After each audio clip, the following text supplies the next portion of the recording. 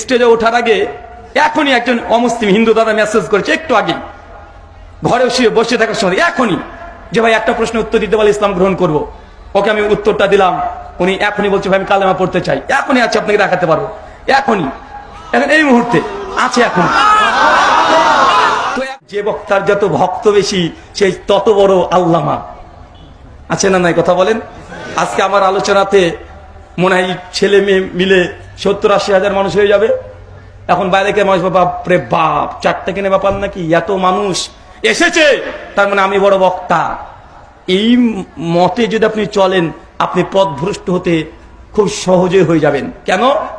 কখনো সংখ্যা গরিষ্ঠতা, কত ফ্যান আছে, কত ফলোয়ার আছে, কত সাবস্ক্রাইবার আছে, বক্তার ভক্ত কত, এগুলো কোনো সত্য মিথ্যা যাচাই করা যায় না। নবী নূহের উম্মত মাত্র 50 জন। এখন নবী নূহকে কি বলবেন, উনি হকের দাওয়াত দেননি? আমার কাছেই না হলে যদি গণনা করতে যায়, কয়েকশো মানুষ কালেমা পড়ে ফেলেছে অলরেডি, কয়েকশো।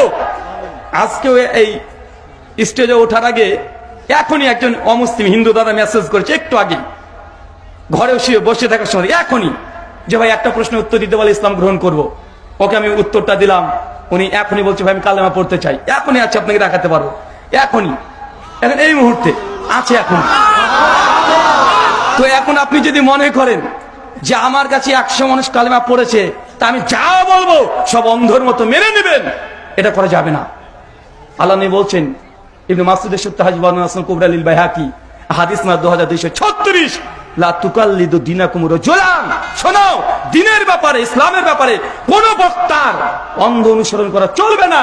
আমার কাছে ইসলাম কেউ কবুল করলো মানে আপনি যে আমাকে হক মনে করবেন, কখনোই না। আমরা জানি ডাক্তার জাকির নায়েক পাকিস্তানে আলোচনা করতে গিয়ে লাহোরে প্রথম দিন তিনি ভাষণ দিতে গিয়ে বলছেন, তাকে সাংবাদিক বলছে আপনার কাছে আজ পর্যন্ত কতজন মানুষ ইসলাম অ্যাকসেপ্ট গ্রহণ করেছে?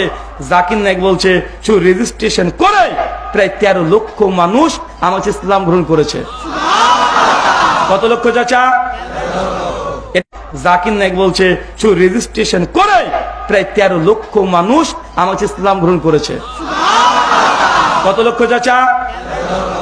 এটা ডাক্তার জাকির নায়েকের রেজিস্ট্রেশন ভুক্ত। আর জাকির নায়েক বলছে কিন্তু অনেক মানুষ এমন আছে যারা ইসলাম গ্রহণ করেছেন বক্তব্য দ্বারা প্রভাবিত হয়ে, যাদের সঙ্গে আমার কানেকশন নেই, যোগাযোগ হয় নাই, এমন মানুষ আছে না নাই? বাংলাদেশে অনেক মানুষ আছে যারা ডাক্তার জাকির নায়েকের বক্তব্য শুনে হিন্দু ধর্ম ত্যাগ করে মুসলমান হয়েছে, আছে না নাই? খ্রিস্টান ধর্ম ত্যাগ করে ইসলাম গ্রহণ করেছে, আছে না নাই? আছে।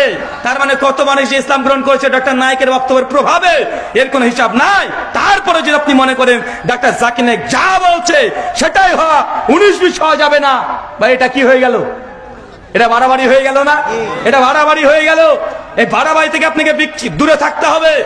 একটা সময় আমাদেরকে বলতেন এই বাংলার ভূমি, বাংলাদেশ, এটা পীর ওলিয়া উলিয়াদের দেশ, তারাই প্রথম ইসলাম নিয়ে এসেছে। তারা যদি অমুসলিমকে মুসলিম না বানাতো তাহলে সবাই মুশরিক থাকতো, কিন্তু পীর ভক্ত, এই কথা বলে কি বলে না? মানে তাদের কাছে মানদণ্ড হচ্ছে এটা, যে বড় আল্লাহর ওলি, যার কাছে মানুষ মুসলমান হয় বেশি সে বড় ওলি।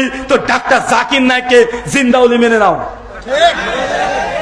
কেন বলেন না? আমাদের শাহজালাল, শাহপরান, খাজা মঈনুদ্দিন চিশতি, গরিবে নামাজ, এরা মানুষকে ইসলাম গ্রহণ করেছে। তো তারা যত করেছে ডক্টর জাকির নায়েক তো তিনিও করেছেন, কমপক্ষে 13 লাখ। তো জীবন্ত ওলি মেনে নাও, কেন তাকে কাফের বলো? ও তোমার বেলাতে কেউ যদি, তোমার পীরের কাছে যদি কেউ কালিমা পড়ে সে আল্লাহর ওলি হয়ে গেল, আর ডাক্তার জাকির নায়েক পড়ালে তাকে তুমি কাফের ফতোয়া দিয়ে বের করে দিবা, ডবল স্ট্যান্ডার্ড চলবে না। আল্লাহ সুবহানাহু ওয়া তাআলা উম্মাহকে তুমি বোঝা তৌফিক দান করে, সকলে পড়ি আমিন।